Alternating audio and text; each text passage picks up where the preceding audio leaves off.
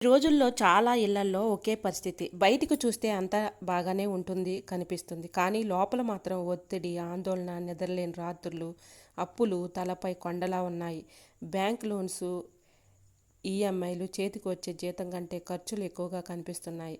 Job ఉందా లేదా అన్న అనిశ్చిత అన్న విషయం పక్కన పెడితే ఎప్పటి వరకు ఉంటుందన్న భయం, ఇదొక టెన్షను. ఇంట్లో భార్యాభర్తల మధ్య చిన్న విషయాలు కూడా పెద్ద గొడవలు అవుతూ ఉంటాయి. మాటల్లో ప్రేమ తగ్గి టెన్షన్ పెరిగిపోతూ ఉంటుంది. డబ్బు ఎక్కడా అన్న ప్రశ్నే సంబంధాన్ని దెబ్బతీసే విధంగా అయిపోతూ ఉంటుంది. పిల్లలు చదువులు మరో పెద్ద బాధ, ఫీజులు, కోచింగు, భవిష్యత్తు. మన పిల్లల లైఫ్ ఎలా ఉంటుంది అనే భయం తల్లిదండ్రుల హృదయాన్ని నొక్కేస్తుంది. అంతే కదండి, పిల్లల చదువులు మరో బాధ. మరి ఫీజులు, కోచింగు, వాళ్ళకి ఎలా కట్టాలి ఏంటి అనే ఆలోచనలు ఎక్కువైపోతూ ఉంటాయి. మన పిల్లల లైఫ్ ఎలా ఉంటుందనే భయం తల్లిదండ్రుల హృదయాన్ని నొక్కేస్తుంది. ఆరోగ్యం కూడా సైలెంట్గా క్షీణిస్తూ ఉంటుంది. టెన్షన్ వల్ల బీపీ, షుగర్, ఆందోళన, శరీరం అలసిపోతుంది, మనసు బలహీనమైపోతుంది. ఇప్పుడు ప్రశ్న ఒక్కటే, ఎలాంటి పరిస్థితుల్లో మనిషి ఎలా నిలబడాలి? ఇక్కడి నుంచి ధైర్యం తెచ్చుకోవాలి? ఎలా కుటుంబాన్ని కాపాడుకోవాలి? ఇది కేవలం డబ్బు సమస్య కాదు, ఇది మనసు సమస్య, విశ్వాస సమస్య, దిశ లేకపోవడం సమస్య. ఈరోజు మనం మాట్లాడబోయేది అదే. ఈ పరిస్థితి నుంచి బయటపడే మార్గం గురించి మాట్లాడుకోబోతున్నాం. ఇదే టాపిక్ పైన దేవుడు మీతో మాట్లాడబోతున్నాడు. సో వీడియోని ఎక్కడ కూడా స్కిప్ చేయకుండా చివరి వరకు చూడండి. ఈ అధ్యాయం పైన దేవుడు ఖచ్చితంగా మీతో మాట్లాడబోతున్నాడు. వీడియో ఎండింగ్ వరకు చూస్తేనే మీకు ఒక్కొక్క పాయింట్ మరి దేవుడు నీతో మాట్లాడతాడు. కాబట్టి వీడియోని ఎక్కడ కూడా స్కిప్ చేయకుండా చివరి వరకు చూడండి. ఈ వీడియో చూసే ముందు చిన్న రిక్వెస్ట్ అండి, ఫస్ట్ టైం మన ఛానల్ ఎవరైనా చూస్తూ ఉన్నట్లయితే ఒక్కసారి ప్రీవియస్ వీడియో చూడండి. మరి ఆ వీడియోస్ కూడా మరి మీకు అర్థవంతంగా దేవుడు ఎంతగానో మరి దేవుడు మాట్లాడాడు కాబట్టి ప్రతి ఒక్క వీడియో కూడా ఎంతో అర్థవంతంగా ఉంది. సో సమస్యల్లో మరి మరి కృంగిపోయిన వారిలో మరి ఈ వీడియోస్ అయితే మీకు చక్కగా యూజ్ఫుల్గా ఉంటాయి. ఒకసారి వినండి, మీకు నచ్చుతుంది. దేవుడు అర్థవంతంగా మీతో మాట్లాడతాడు. సో మరి మీరు చూడటమే కాదు, మీరు సబ్స్క్రైబ్ చేసుకోవడమే కాదు, మీ ఫ్రెండ్స్ అండ్ రిలేటివ్స్కి కూడా షేర్ చేయండి. మీ రక్త సంబంధికులు, మీ బంధువులు, స్నేహితులు అందరికీ కూడా షేర్ చేయటం వల్ల మీ కుటుంబాలను కూడా దేవుడు ఆశీర్వదిస్తాడు. అలానే మీ కుటుంబంలో కూడా దేవుడు సమస్యలు తగ్గించి మరి ఆశీర్వాదాలతో నింపుతాడు. మీరు షేర్ చేయటం వల్ల దేవుడు మీ కుటుంబాలని ఆశీర్వదిస్తాడు. సో తప్పకుండా ప్రతి ఒక్కరూ కూడా ఈ వీడియో మీరు చూస్తున్నట్లయితే మీరు చూడటమే కాదు, మీ ఫ్రెండ్స్ అండ్ రిలేటివ్స్కి, మరి మీ సిస్టర్స్కి అండ్ బ్రదర్స్కి, మరి మీ రిలేటివ్స్కి ఎంతమంది అయితే ఉన్నారో, ఇంకా మార్పు లేదేమో వాళ్ళ కుటుంబాల్లో, మరి ఈ వీడియో ద్వారా దేవుడు మాట్లాడి వారి కుటుంబాలను కూడా రక్షించబోతున్నాడేమో. మీరు తప్పకుండా ఈ వీడియోని షేర్ చేయటం వల్ల మీ కుటుంబాలని దేవుడు దీవిస్తాడు, ఆశీర్వదిస్తాడు. ఇది నమ్మండి. సో ఈరోజు మరి దేవుడు మాట్లాడబోయే అధ్యాయం ఏంటంటే మత్తయి సువార్త అండి. మత్తయి సువార్త 6వ అధ్యాయము 1వ వచనం నుంచి ఒక్కసారి చదువుకుందామండి. బైబిల్ ఉన్న వాళ్ళు ప్రతి ఒక్కరూ కూడా తీసి మరి నేను చదువుతుండగానే మీరు కూడా చదివితే మీకు ఇందులో ఎంతో అర్థవంతంగా దేవుడు ఎంతో అర్థమయ్యే విధంగా కొన్ని వచనాలు అయితే మరి మీకు చూపించబోతున్నాడు. సో 6వ అధ్యాయము 1వ వచనం నుంచి చదువుకుందాం. మనుషులకు కనబడవలనని వారి ఎదుట మీ నీతి కార్యము చేయకుండా జాగ్రత్త పడుడి. లేని ఎడల పరలోకమందున్న మీ తండ్రి యొద్ద మీరు ఫలము పొందురు. కావున నీవు ధర్మము చేయనప్పుడు మనుషుల వలన ఘనతనందవలనని వేషధారులు సమాజ మందిరముల్లోనూ వీధుల్లోనూ చేయులాగున నీ ముందర బోర ఊదింపవద్దు. వారు తమ ఫలము పొందియున్నారని నిశ్చయముగా మీతో చెప్పుచున్నాను. నీవైతే ధర్మము చేయనప్పుడు నీ ధర్మము రహస్యముగా నుండి నిమిత్తము నీ కుడి చేయినది నీ ఎడమ చేతికి తెలియకుండవలను. అట్లయితే రహస్యమందు చూచుచున్న నీ తండ్రి నీకు ప్రతిఫలమిచ్చును. మరియు మీరు ప్రార్థన చేయనప్పుడు వేషధారుల వలె ఉండవద్దు. మనుషులకు కనబడవలనని సమాజ మందిరముల్లోనూ వీధుల మూలలోనూ నిలిచి ప్రార్థన చేయటం వారికి ఇష్టము. వారు తమ ఫలము పొందియున్నారని నిశ్చయముగా మీతో చెప్పుచున్నానెను. నీవు ప్రార్థన చేయనప్పుడు ఈ వాక్యము మీరు ఖచ్చితంగా పరీక్షించి ఒక్కసారి విన్నట్లయితే దేవుడు మీతోనే మాట్లాడబోతాడు. నీవు ప్రార్థన చేయనప్పుడు నీ గదిలోనికి వెళ్ళి తలుపు వేసి రహస్యమందున్న నీ తండ్రికి ప్రార్థన చేయము. అప్పుడు రహస్యమందు చూచు నీ తండ్రి నీకు ప్రతిఫలం ఇచ్చును. మరియు మీరు ప్రార్థన చేయనప్పుడు అన్యజనుల వల్లే వ్యర్థమైన మాటలు వచింపవద్దు, విస్తరించి మాట్లాడవద్దు. మరి తమ మనవి వినబడనని వారు తలంచుచున్నారు. మీరు వారి వలె ఉండకుడి. మీరు మీ తండ్రిని అడగక మునుపే మీ అక్కరకు నున్నవేవో ఆయనకు తెలియను. కాబట్టి మీరు ఇలాగా ప్రార్థన చేయండి. పరలోకమందున మా తండ్రి, నీ నామమును పరిశుద్ధపరచబడునుగాక, నీ రాజ్యం వచ్చునుగాక, నీ చిత్తము పరలోకమందు నెరవేరినట్లు భూమి అందును నెరవేరునుగాక. మా అనుదిన ఆహారము నేడు మాకు దయచేయము. మా రుణస్థులు మేము క్షమించున్న ప్రకారము మా రుణములను క్షమించుము. మమ్మను శోధనలోకి తేక దుష్టుని నుంచి మమ్మల్ని తప్పించుము. మనుషుల అపరాధములు మీరు క్షమించిన ఎడల మీ పరలోకపు తండ్రియు మీ అపరాధములను క్షమించును. మీరు మనుషుల అపరాధము క్షమింపక పోయిన ఎడల మీ తండ్రియు మీ అపరాధములను క్షమింపడు. మీరు ఉపవాసము చేయనప్పుడు వేషధారుల వలె దొక్కముఖలై ఉండుకుడి. తాము ఉపవాసము చేయుచున్నట్టు మనుషులకు కనబడునని వారు తమ ముఖములకు వికారము చేసుకుందురు. వారు తమ ఫలము పొంది ఉన్నారని నిశ్చయముగా మీతో చెప్పుచున్నాను. ఉపవాసము చేయుచున్నట్టు మనుషులకు కనబడవలనని కాక రహస్యమందున్న నీ తండ్రికే కనబడవలనని నీవు ఉపవాసము చేయునప్పుడు నీ తల అంటుకుని నీ ముఖము కడుక్కునుము. అప్పుడు రహస్యమందు చూచుచున్న నీ తండ్రి నీకు ప్రతిఫలమిచ్చును. భూమి మీద మీ కొరకు ధనమును కూర్చుకొనవద్దు. ఇక్కడ చిమ్మటయు తుప్పును తినివేయును, దొంగలు కన్నము వేసి దొంగిలిదురు. మరి పరలోకమందు మీ కొరకు ధనమును కూర్చుకొనుడి. అచ్చట చెమ్మటైనను తుప్పైనను దాన్ని తినివేయదు, దొంగలు కన్నము వేసి దొంగిలిరు. నీ ధనం ఎక్కడో నుండును అక్కడనే నీ హృదయము ఉండెను. దేహమునకు దీపమే కన్ను కనుక నీ కన్ను తేటగా ఉండెని ఎడల నీ దేహమంతయు వెలుగుమయమై ఉండెను. నీ కన్ను చెడ్డదైతే నీ దేహమంతయు చీకటిమయమై ఉండెను. నీలోనున్న వెలుగు చీకటై ఉన్న ఎడల ఆ చీకటి ఎంతో గొప్పది. ఎవడును ఇద్దరు యజమానులు దాసుడుగా ఉండనేరుడు. అతడు ఒకని ద్వేషించిన ఎడల ఒకని ప్రేమించును, లేదా ఒకని పక్షముగా నుండి ఒకరిని తృణీకరించును. మీరు దేవునికి సిరికిను దాసులుగా ఉండనేరరు. అందుకాయన నేను మీతో చెప్పినదేమనగా, ఏమి తిందుమా, ఏమి తాగుదమా అని నీ ప్రాణమును గుర్చైనను, ఏమి ధరించుకుందమా అని మీ దేహముకైనను గుర్చైనను చింతింపకుడి. ఆహారం కంటే ప్రాణమును, వస్త్రము కంటే దేహమును గొప్పవి కావా? ఆకాశ పక్షులను చూడుడి, అవి ఎత్తవు, కోయవు, కోట్లలో కూర్చుకొనవు, అయినను మీ పరలోకపు తండ్రి వాటిని పోషించుచున్నాడు. వారి కంటే మరి మీరు శ్రేష్ఠులు కారా? మీలో ఎవడును చింతించుట వలన తన ఎత్తు మోరడెక్కువగా చేసుకొనగలడా? వస్త్రములు గూర్చి మీరు చింతింపనేలా? అడవి పూలు ఎలాగూ నెదుగుచున్నావో ఆలోచించుడి. అవి కష్టపడవు, ఒకడవు బడకవు, అయినను తన సమస్త వైభవంతో కూడిన సొలొమోను సహితము వీటిలో నొకదాని వలనైనను అలంకరింపబడలేదు. మరి నేడుండి రేపు పొయ్యిలో వేయబడే అడవి గడ్డిని దేవుడు ఎలాగ అలంకరించిన ఎడల అల్ప విశ్వాసులారా, మీకు మరి నిశ్చయముగా వస్త్రములు ధరింప చేయును కదా. కాబట్టి ఏమి తిందుమా, ఏమి త్రాగుదమా, ఏమి ధరించుకుందామా అని చింతింపకుడి. అన్యజనులు వీటినన్నిటినీ విషయమై విచారింతురు. ఇవన్నీ మీకు కావాలనని మీ పరలోకపు తండ్రికి తెలియను. కాబట్టి మీరు ఆయన రాజ్యమును నీతిని మొదట వెతుకుడి, అప్పుడన్నీ మీకు అనుగ్రహింపబడును. రేపటి గూర్చి చింతింపకుడి, రేపటి దినమున దాని సంగతులను గూర్చి చింతించును. ఏనాటి కీడు ఆనాటికే చాలును. మరి దేవుడు అయితే చూశారు కదండి, ఆరో అధ్యాయము మత్తయి సువార్తలో దేవుడు ఎంతో స్పష్టంగా ప్రతి ఒక్క వాక్యం కూడా ఎంతో అర్థవంతంగా ఉంది కదండి. మరి మీరు ఈ రాత్రికాల సమయంలో ఈ అధ్యాయము చదివి మరి దేవుడి సన్నిధిలో మొరపెట్టి ప్రార్థన చేయటం వలన దేవుడు ఖచ్చితంగా మీ అప్పుల బాధల నుంచి విడుదలిస్తాడు. మీ కుటుంబంలో ఆర్థిక పరిస్థితులు మెరుగుపడతాయి. అలానే మీ కుటుంబంలో నీ బిడ్డలు ఫీజు కట్టాలనుకుంటున్నావా, ఆ ఫీజులు కూడా మరి దేవుడు సహాయం చేస్తాడు. అలానే నీ కుటుంబంలో నువ్వు ఏదైతే అడుగుతున్నావో, ఏదైతే మరి నువ్వు దేని కొరకే ప్రార్థిస్తున్నావో అవన్నీ కూడా జరుగుతాయి. నీకు గర్భఫలం లేదా, గర్భఫలం ఇస్తాడు. నీ భర్త త్రాగుడు వ్యసనంతో ఉన్నాడా, త్రాగుడు నుంచి విడుదలిస్తాడు. మరి నీ కుటుంబంలో ఏ సమస్యలతో అయితే నువ్వు ప్రార్థిస్తున్నావో ఆ సమస్యలన్నిటి నుంచి విడుదల పొందుకుంటావు. నీకు జాబు పోయిందా, నీకు ఖచ్చితంగా జాబు ఇవ్వబోతున్నాడు. ఒక ద్వారం మూసినా మరి రెండవ ద్వారాన్ని దేవుడు తెరుస్తాడు. నువ్వు విశ్వసించు, ప్రార్థించు, దేవుడు ఖచ్చితంగా నీకు మేలు చేస్తాడు, సహాయం చేస్తాడు. మరి ఈ అధ్యాయంలో ఇంకా కొన్ని మరి అర్థవంతమైన మాటలు అయితే తెలుసుకుందాం.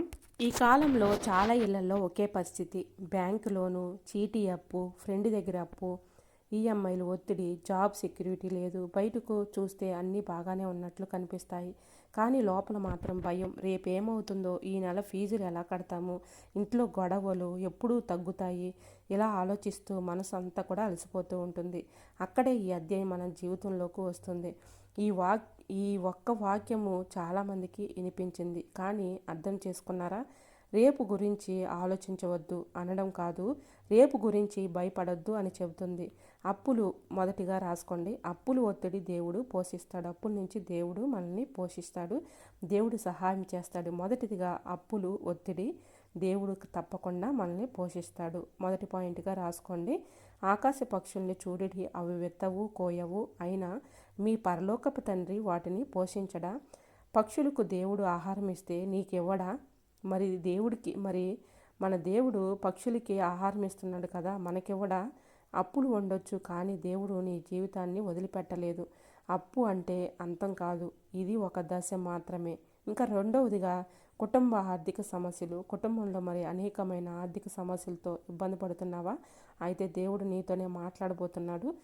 ఈ వీడియోని ఎక్కడ కూడా స్కిప్ చేయకుండా చివరి వరకు చూడండి. దేవుడు ఖచ్చితంగా మీతో మాట్లాడబోతున్నాడు, మీ కుటుంబాన్ని ఆశీర్వదించబోతున్నాడు. డబ్బు లేకపోతే మొదటి ఏం తగ్గుతుంది? శాంతి. భార్య భర్తల మధ్య మాటలు తగ్గిపోతాయి. చిన్న విషయం పెద్ద గొడవ అయిపోతూ ఉంటుంది. పిల్లలు కూడా టెన్షన్ ఫీల్ అవుతూ ఉంటారు. కుటుంబంలో భార్య భర్తలు అట్లా గొడవలాడుకుంటుంటే పిల్లలు ఏం చూస్తారు? వాళ్ళని చూసి వాళ్ళు టెన్షన్ మొదలైపోతూ ఉంటారు, టెన్షన్గా ఫీల్ అవుతూ ఉంటారు, చదవలేకపోతారు. మత్తయి సువార్త 6 చెబుతుంది, ముందుగా దేవుని రాజ్యమును వెతుకుడి. అంటే ఏమిటి? ముందు మన హృదయము సరిచేసుకోవాలి, మన ఆలోచన సరిచేసుకోవాలి. డబ్బు తర్వాత వస్తుంది. మనం హృదయం అనేది, మన మనసు అనేది స్థిమితంగా పెట్టుకోవాలి. అప్పుడు దేవుడు తప్పకుండా డబ్బు అనేది ఇస్తాడు. మత్తయి సువార్త 6వ అధ్యాయంలో మొదటి మన దేవుడు అంటున్నాడు, మొదట నా రాజ్యమును నా నీతిని వెతుకుడి, అప్పుడు నీవు ఏవైతే అడుగుతున్నావో అవి నేను ఇస్తానని చెప్తున్నాడు. అలానే మూడవదిగా పిల్లల చదువులు. పిల్లల చదువుల గురించి మనం ఎంతగానో ఆందోళన పడుతూ ఉంటాము, చాలా ఇబ్బంది పడుతూ ఉంటాము, టెన్షన్ పడుతూ ఉంటాము. వాళ్ళ ఫీజులు ఎలా, వాళ్ళ భవిష్యత్తు ఎలా, ఎలా ఉండబోతుందోనని మనకి టెన్షన్, ఆందోళన. నా పిల్లల భవిష్యత్తు ఏమవుతుంది? ఈ ప్రశ్న ప్రతి తల్లిదండ్రులకి ఉంటుంది. ఫీజులు, కోచింగు, పోటీ ప్రపంచం. కానీ ఈ అధ్యాయం చెబుతుంది, దేవుడు నీ అవసరాలు తెలుసు.